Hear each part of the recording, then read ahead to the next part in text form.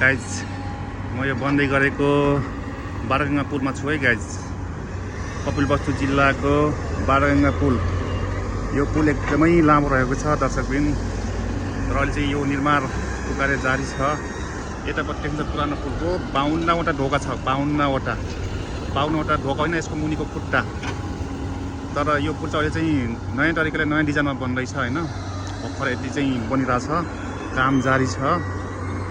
यसरी खनेको छ खाल्टो होइन। यो खोला एकदमै ठुलो छ के गाइजहरू, बर्खामा एकदमै ठुलो पानी आउँछ होइन। अनि भर्खर चाहिँ यसले यो नयाँ खालको नयाँ डिजाइनमा पुल बन्दैछ। जे होस् राम्रै बन्ला भन्ने हाम्रो चाहिँ आशा छ होइन।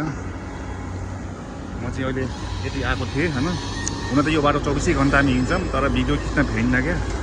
अनि टाढाको साथीहरूलाई पनि देखाउन पर्यो भनेर यो भिडियो बनाएको नि त गाइज। एकदमै मजबुत बन्ला जस्तो छ। हेर्दाखेरि पिलर चाहिँ एकदम ठुलो छ क्या। मैले अलिक जुम गरेर देखाउँछु परबाट। यस्तो जेन्दा तरिकाले बनाएको छ नि, पिलर चाहिँ बलियो बनाएको लाग्यो नि। यो छिटै सम्पन्न हुनेछ यो पुल पनि, आशा राखौँ होइन। म चाहिँ यसो 5 मिनट रोकेर यसो भिडियो ल्याएको गाइजहरू।